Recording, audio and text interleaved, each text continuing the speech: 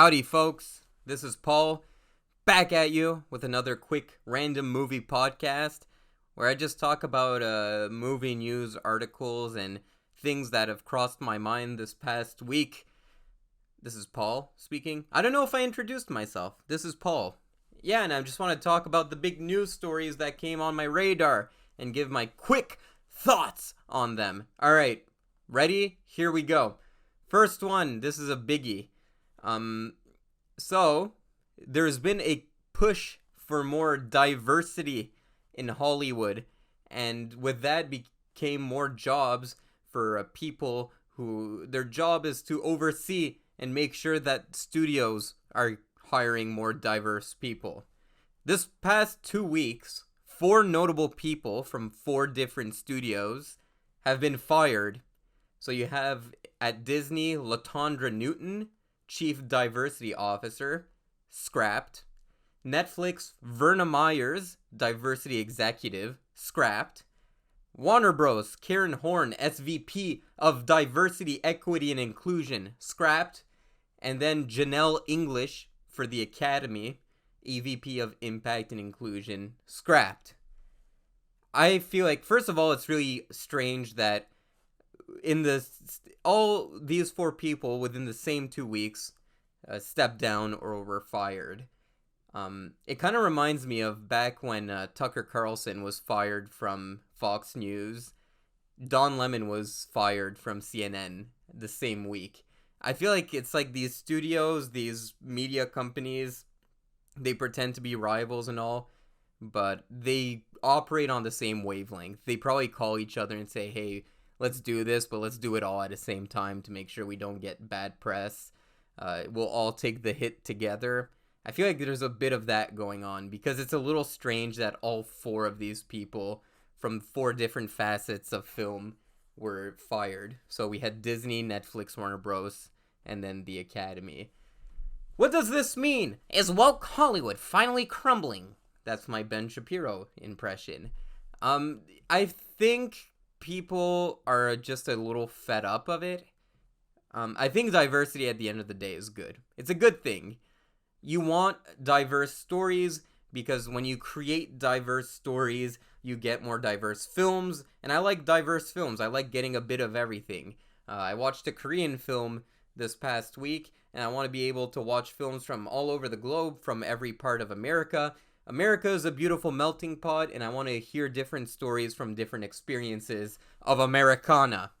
But I don't think that's really what's happening. I wish it was more like that was happening. More people talking about their own experiences.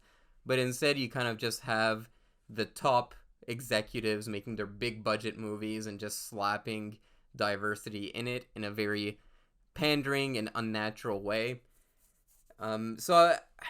What do I think of this? We're going to talk later on about how I think studios in general are getting a bit too big. And whenever a company gets too big, you get all of these useless jobs that don't really serve a purpose. And ultimately, I think it's good to just scrap jobs that I think don't serve a purpose. There's plenty of rules and laws in America that assure that your workplace is diverse. There are labor laws saying that you can't just hire white people. If you have a company that's just run by straight white men, it's not good. You have to have some kind of diversity in it. Those are laws that every company are aware of. They're in the books. So I don't think having someone whose sole purpose is just to go to a film and say, hey, put a black guy there. I don't think that's a very productive job. I don't think it's a very good job. And ultimately, listen, a little bit about myself. I'm Middle Eastern. 100%. Both sides of my family are from Syria. And recently I had a job offering, and the job said that they will prioritize people who are not white, basically. And in the email, when I sent my CV, this is really weird and personal, but in the email, I just felt so weird saying like, hey, by the way, I'm Arabic. You know, it feels unnatural, it feels unearned. I want to be judged based on my merits, damn it. I've spent a lot of time bulking up my CV. I'm not gonna fucking use the race card. It's not me, man. It's just not me, man. It's not me. It felt weird. I sent the email because, boy's gotta work. Boy's gotta put a roof on his head. Boy's gotta put food in his tummy. But yeah, it just feels weird. I don't like this whole, like, super forced diversity movement that's going on, because ultimately it's insulting to a certain extent. I feel like there's so many, I see them all the time, there's so many talented people from different walks of life, women, black people, Asians, so many talented people around me. I don't think they need to be handed us any brownie points or sympathy points. I don't think they need it. I think they are good on their own merits. I meet so many talented people. All you gotta do is do a little less inside baseball. A lot of Hollywood is all about who you know, which isn't good. Broaden your horizons a bit. And if you do that, the diversity will come. I guarantee it. Because there's so many talented people out there. So many great filmmakers. You don't have to just be like, oh, well, we have to hire a woman. No. Broaden your horizons. See who you have available. And then you'll notice, hey, here's an interesting voice that just so happens to be a little different ethnically. Little ethnic diversity. I don't know. But I think it's ultimately good that you scrap all these. They're not really effective, first of all. They're doing a bad job at representation. You look at Netflix, they had that whole Cleopatra controversy where they just made Cleopatra black in a documentary, and it caused a lot of uproar. At Disney is we know Disney to be quite notorious for this, just very pandering diversity. Forces female, let's throw in a black stormtrooper and have him do nothing throughout the whole film. So it hasn't been really working out for Disney. As far as the Academy goes, it is more diverse. You have had winners like Everything Everywhere All at Once winning and Parasite winning. So it has worked a bit in the Academy, but you still get the same stereotypical movies being nominated every year, like fucking King Richard or a Million and One movies like that, Hidden Figures or Faces, whatever that movie was called. Just those very softball, fucking boring movies that play it extremely safe. And Warner Bros. Right now is in shambles. They're in a reconstruction phase. So, yeah, it makes sense for every one of these companies to do this. A lot of people are angry on the internet. But that's what the internet is all about. It's all about getting angry. Alright, what do I have next? I watched Past Lives. That was the Korean movie I watched. It's directed by a Korean American, from what I understand. Past Lives. Is it A24? Let me look it up. I always think it's an A24 movie. Who produced Past Lives? Oh, it's A24. I was right. So it's an A24 movie. For those of you who know, I'm a little hit and miss when it comes to A24. They've done stuff that I really like. I like Hereditary, Midsommar. I love a lot of their horror movies, actually. I love The Lighthouse, The Witch. Everything Everywhere All at Once, going back to that movie, is another one I love. I think Parasite was picked up by A24 as well. A24 makes some really good movies.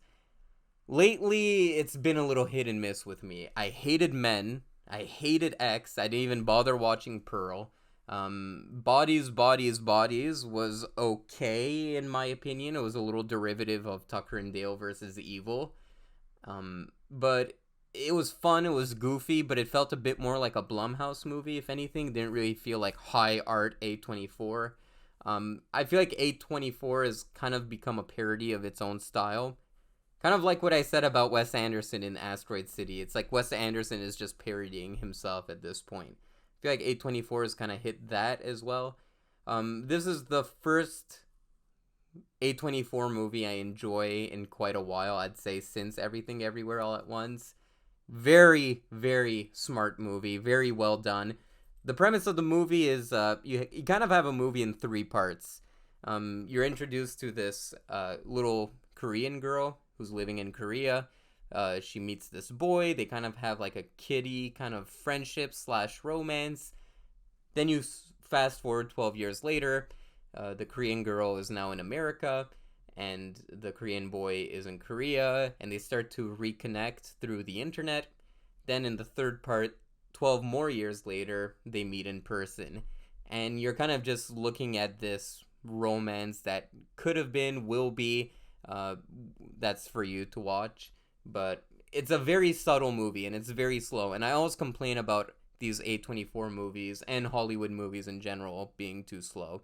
Whenever there's a high budget movie, I feel like the pacing is too fast. Whenever there's a low budget movie, I feel like the pacing is too slow. But this is a slow movie, but it really merits its slow pace because it's a very thoughtful and pensive movie. When there's a very slow moment that ensues, there's a lot going through your mind.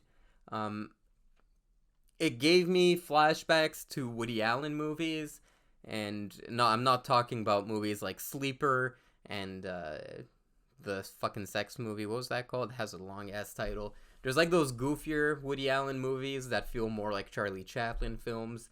But then there's the Woody Allen movies like Annie Hall, Manhattan, Hannah and Her Sisters, Midnight in Paris, where it's more of this realistic kind of romance, but portrayed in a film. And it brought me back to that. It's not as comedic as a Woody Allen movie. And I feel like through the years, we've had a lot of people trying to pay homage to Woody Allen movies. You've had that Louis show, which I liked a lot, but then you have that new Pete Davidson show, and then you had Masters of None with the Indian actor, I forget his name, and it kind of got diluted, I feel, and this is like going back to what made Woody Allen so successful, and it's just portraying these very realistic romances. I really, really enjoyed this movie. And of course, there's other things that reminded me of Woody Allen. The Jewish character, the backdrop of New York. It's like New York is a character in the movie. Yeah. So it was a very smart, subtle movie. I was invested in all the characters. All the characters felt very believable. My theater was fucking silent. When the movie ended, no one moved. And I was in the theater alone because I'm a fucking film nerd, and I go to the theater alone sometimes because I don't have many friends, which is why I do this YouTube channel, but that's besides the point. So I was in the theater, and as soon as the movie was done, I turned to the girl to my left, and I said, fuck, that was a good movie, and I turned to look at her, and she's in tears, and I think the movie kind of has this really thoughtful message of what is a fantasy. You want to go for that Hollywood romance, but what is the more realistic route? How do, like, you always feel like he's the one, but at what point is it just like a feeling inside of you versus destiny and fate talking to you? It really got me thinking throughout the whole movie, and there's these really poignant moments where a character is just walking away, and in your head you're just looking at this character walk away, and you're like, what could it mean? Does it mean she's upset at him? Does it mean she's gonna make a move? Does she? And you're just waiting, and there's like so much suspense in just a character fucking walking away. Yeah, excellent movie, 8 out of 10. I'm gonna do a more fleshed out review. Oh fuck, that was a burp, but it came out silent. I'm gonna do a more fleshed out review on my channel, so you can look out for that. But I think it's the best movie I've seen this year so far. I've only seen about 15 movies, so but I'm gonna do a quick catch up. But yeah, very, very well done movie. Those Koreans, they don't fuck around when it comes to their movies. They make very tight, cohesive, investive movies. Next, Hollywood is in shambles. Guys, so there's been a lot of blockbusters to come out ever since the pandemic ended. You've had The Flash, bomb. Shazam, bomb. Black Adam, bomb. Fast X, bomb. The last 8 Disney movies, get this, the last 8 Disney movies have lost cumulatively $900 million. These are movies like Strange World, Lightyear, Ant-Man and Wasp, Quantumania, Thor, Love and Thunder, Elemental. So the last 8 movies lost $900 million. The Little Mermaid is part of that gang too. This is excluding Indiana Jones 5, which at the time of this recording is in its first weekend, and that is going off to a slow start, and that was a $300 million movie. Holy crap, this is not a very lucrative summer season when it comes to some movies. Now we're going to hit July. A lot of people are looking forward for Barbie. A lot of people are looking forward for the new Christopher Nolan movie, Oppenheimer, the new Mission Impossible movie, Dead Reckoning. So there's still hope for the summer. But why is it? Why are these movies bombing? I'll tell you why. Couple of reasons. And they all pertain to inflated budgets. Throughout the years, when you look at the 80s, it always used to be about mid-budget movies. RoboCop, mid-budget movie. Man dressed as a robot, had some cool effects. The stop-motion robot was pretty cool. Had some cool gore effects. Not a very expensive movie. Makes its money back. Back to the Future, it's not the most expensive movie out there. Makes its money back. As Hollywood became bigger, so did the movies. And if the theaters, this is the fucking studios thinking, if the theaters need to compete with streaming, the only way to do that is to make the movies bigger. Give them a reason to go out to the theater. Make it bigger so you can see it on the biggest screen possible with a 8.1 surround sound system or whatever they're fucking doing, Dolby Atmos, whatever the fuck. Make it so that the recliners are super comfortable. They massage your dick as you watch the movie. So you have to give people a reason to go to the theaters, and Hollywood's way of justifying that is to make huge budget movies, which I understand. This isn't new. In the 50s, you had the biblical epics. Ben-Hur. Ben-Hur gave people the reason to go out to the theater. You wanted to see that fucking horse fall and roll over and get squashed by a chariot. It gave people a reason to go to the cinema. But I think the budgets are inflated, but it's not just going towards the movie. I feel like stars, head actors, are making too much money. Look at Fast X, for example. Vin Diesel, I don't know how much he was paid. Let's look it up. Vin Diesel, how much Vin Diesel paid Fast X. Let's see what they say. He was paid $20 million. So $20 million went right into Vin Diesel's pocket. Now, that does not include him as a writer and a producer, which is another thing actors do. Is as soon as they hit big, not only do they want to be credited as an actor, they want to be credited as a executive producer so they can make extra dough. They want to be credited as a writer if they have input on the script. If you guys remember the Incredible Hulk movie, that's one of the reasons why Edward Norton did not return as the Incredible Hulk, was because he wanted writing credits, and Marvel at the time was not ready to diss them out. I feel like the stars make too much money. No reason for Vin Diesel to make $20 million on a movie.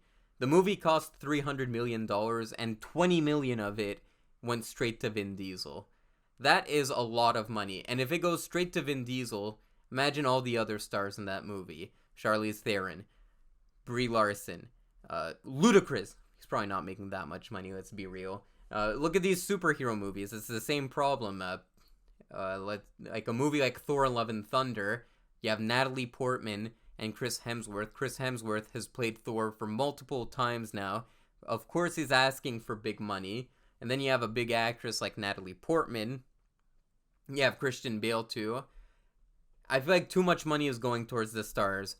And now you're like, oh, but Paul, there's an actor strike coming along. Well, they're not giving that money to the fucking background actor who's just in the background shaking his ass as other people are in the front of the screen. I think that's what the actors strike is more what it's about. I don't think actors like Robert Downey Jr. are the ones complaining about workers' rights. So too much money going to stars. Producers as well keep a ton of money to themselves, pay themselves a ton of money. And it doesn't trickle down all that well. You have like hardworking people working the dirtier jobs, working on the set, were putting their lives kind of putting themselves in more unsafe situations. Let's just say it's not the most dangerous job out there, but there is an element of danger involved on any film set. They're not making the money. It all goes to the stars and the producers. Okay. Another reason why budgets are too inflated, these studios have too much admin. Cut the admin. Admin is so annoying. It makes everything bad. You look at the American education system and the Canadian one. I'm not fucking ruling you out, Canada. Too many people working in admin. It's just too much. You can scrap all those jobs out and it won't do a thing. I'm sorry if your mom or your girlfriend or you work in admin. Just fuck off. I have no respect for it. Same thing with hospitals. I used to work in the hospital system. I used to be in a pharmacy. And there's too much admin. What do they do? I still don't fucking know. It reminds me of the movie Office Space, where he has the character that's like, so, what is it you do? No one knows. No one knows what they do. Scrap their jobs. Don't feel too much sympathy. It's all fucking friends of the producers there. Just fucking dragging along their stupid cousin. The stupid uncle who can't find the job. Let's fucking throw him in admin. That's how it works. Oh, jeez. I'm never gonna get a job after this. So yeah. Too much admin. Producers and stars getting too much money. Too many action sequences. I don't understand this. Action sequences go on for so long, I find. I watched Ant-Man Quantumania recently. The action sequences are so drawn out. An action sequence doesn't have to be a big battle. It doesn't have to be that. You look at Indiana Jones in The Last Crusade. One of my favorite action sequences of that movie is when Indiana Jones and his father are tied back to back on a chair. Great action sequence. Has you on the edge of your seat. What did they do? They set a set on fire. Big whoop. It didn't involve 120 CGI artists working 24 hours a day. And it didn't involve that. It was a very simple moment. Two people are strapped to a chair. They gotta get out. Dad! Indy! Dad! Indy! Dad! It's just fun. If you create a situation where it's very simple, it's very tangible, and the stakes are well understood, I think audiences will gravitate towards it. Now, there are some times where the big action battle sequence is merited. Lord of the Rings, Return of the King. Great big gladiator battle at the end. Understandable. Avengers, Infinity War. Great action. Merited. It's the climax of the MCU, so we thought. It made sense to have that big action sequence at the end where everyone's fighting hand in hand. Same thing with the Endgame. I get it. It doesn't have to be every movie, though. Not every movie has to have the most intense 30-minute long action sequence. Because after a while, I watched Fast X and I was just out of breath. I was fucking panting at the end of that movie. I was like, oh, holy mackerel. Whoo! Too many action sequences. And lastly, kind of hand in hand, the movies are too long. Indiana Jones does not have to be a 2.5 hour long movie. Fast X definitely does not have to be a 3 hour long movie. I don't know what the fuck they were thinking. Let's look at the runtime of The Flash. Runtime. The Flash is 2.5 hours long. The Flash is basically, it can just borrow the format of Back to the Future. How long is the original Back to the Future? 2 hours. If you shave a half an hour off of The Flash, you're making a significantly cheaper movie. You could shave that budget by 30 million at least. That's 1.5 Vin Diesels right there. Yeah. So I think the reason why Hollywood is in shambles right now, inflated budgets, big cause. Another big cause, I just think there's a bit too much of a formula. I think one of the reasons why Everything Everywhere All at Once was a very successful movie is because it was different. Parasite was different. These are very different movies. They don't cost as much as these big Hollywood blockbusters, and you don't know what to expect. The first time I watched Parasite, I was pulled in so many different directions. I was like, give me more of this shit. I felt like I was on the edge of my seat just through a very compelling story. Flash, you know what you're gonna get. I haven't seen the movie. I'm not the biggest Flash fan. I'm not the biggest DC fan. But I know they're gonna bring back Michael Keaton. I know he's gonna say lines like, "You wanna get nuts? Let's get nuts." I know they're gonna bring back Ben Affleck, and I know they're gonna bring back a bunch of cameos. Probably like shit like trying to think of what kind of cameo. Like Wonder Woman. Probably throw her in the movie. Then you'll have a different Batman in there, maybe Christian Bale or something, or what's his name? Bam, Batman. That guy, Adam West. There we go. Probably throw him in the movie. I know what to expect, so it's not as surprising. It's not fun when you go into a movie knowing what you're gonna get. You want that to a certain extent. You don't want to have a situation like Star Wars The Last Jedi where you're completely subverted of what you were expecting. But you want there to be some element of surprise. Indiana Jones, I know what I'm going to expect. I'm going to expect a Disney movie. Strong female character. Indiana Jones is a man out of time, a little out of his element. Gets schooled by this girl boss. She's going to save the day in the third act. I know what to expect. It's a little too predictable. I think audiences are starting to catch on this. I think this era of blockbuster franchise movies is kind of blowing over because you're constantly getting the same thing. The trailers come out, you get the fucking sad piano cover of the iconic song. Dun dun dun dun dun dun dun dun dun dun dun. Yeah, I think audiences are just getting a little fed up. There's a lot of people are just watching anime. I'm not the biggest anime fan, I'm not gonna lie, but me, I'll go to the theater for a movie like Past Lives. That looked interesting to me. A movie like The Flash, I'm not gonna watch in the theater. I'd much rather stay home and watch an old movie. Last week, I could have went to the cinema and watched a movie. I chose not to, and I just stayed at home and watched one of the most critically underrated movies of the 70s, The Devils. Who directed The Devils? I haven't seen any other of his movies besides Ken Russell is his name. The Devils is a criminally underrated movie. If you like movies like Kubrick movies, watch The Devils, and it's a very strange, weird, ludicrous movie based on a play. It's a very compelling movie. But that's besides the point. It's like, that's what I like. I don't have to go to the theater to watch something I don't like. I don't feel forced anymore. I much rather just stay at home, and if there's a good movie, I'll go see it. I saw Past Lives. I saw Fast X because a friend dragged me to see it. But I'm not forced to watch these movies because I have like a big Blu-ray collection, and I can basically get whatever movie I want just by renting it on Amazon. So, or any other service for that matter, Google Play or Apple Store. So yeah, I think there's like a larger selection of shit out there.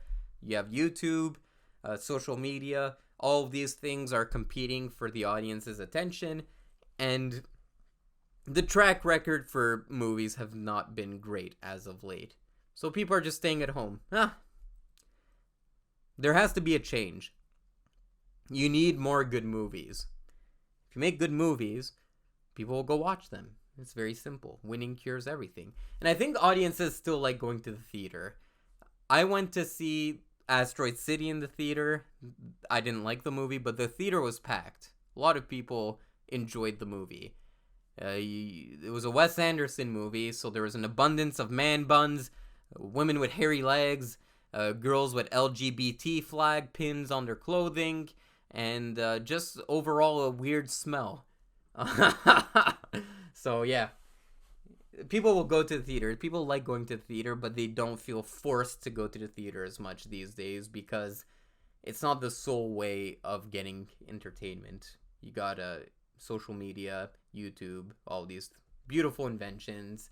So Hollywood just has to step up their game. So if they decrease their budgets and increase the quality, who knows? Maybe Hollywood will get out of shambles. Lastly, so we talked about the diversity firings. We talked about Past Lives, which I thought was a fantastic movie. We talked about Hollywood in shambles. Now we're gonna talk about something completely off topic, but just crossed my radar. This is an old news story from around 2017, I would say, but somehow just got my attention. I was on YouTube, and I was scrolling through YouTube Shorts. I don't do TikTok, I do YouTube Shorts, though. I feel like the algorithm of YouTube, they know my personality more, so they know what to recommend me. Hence why I'm fucking talking about this. I saw this interview with Sandra Bullock on the Ellen DeGeneres show. That's how old it is. It was back when Ellen was a thing. And Ellen DeGeneres asked Sandra Bullock how she kept her face so beautiful, how she prevented aging. She diverted the wrinkles on her face, just judo slapped them off her face. What is the secret? Sandra Bullock then proceeds to kind of give a wishy-washy answer, and Ellen DeGeneres, in pure Ellen DeGeneres fashion, for better or for worse, just needed to squeeze it out of her. So Sandra Bullock is talking. What was I saying? Fuck, I got distracted. Sorry, someone messaged me. So anyway, Ellen DeGeneres trying to squeeze it out of Sandra Bullock. Ultimately, Sandra Bullock bends the knee and admits that she got this cosmetic surgery where she injected circumcised penis skin into her face, and she did this surgery alongside Cate Blanchett. First of all, any man who has kissed either Sandra Bullock or Cate Blanchett in the facial region is now a homosexual pedophile. This is the most ludicrous story I've ever heard. So, they took the foreskin of children, mixed it up in a syringe, and injected it into the faces of Hollywood celebrities. That doesn't sound like real life.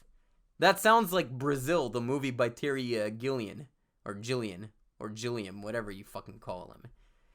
How is this a fucking legal procedure? Dude, if I had a jar with a child's circumcised foreskin just chilling in my house, I would get arrested immediately. These women are injecting it in their faces. What the fuck? And she admitted it on TV and no one fucking... I just heard about this just now. What is wrong with the world? Viewers of the Garage Movie Club YouTube channel, I'm just gonna call you out. If you inject child penis in your face, I don't want you watching my videos. That's disgusting. That's weird. I don't care if it makes you look 10 years younger. Dude, and I'm such a fucking conspiracy theorist. This does no favors to destroying my conspiracy beliefs. I am now a firm believer that these people consume child adrenochrome. Firm believer.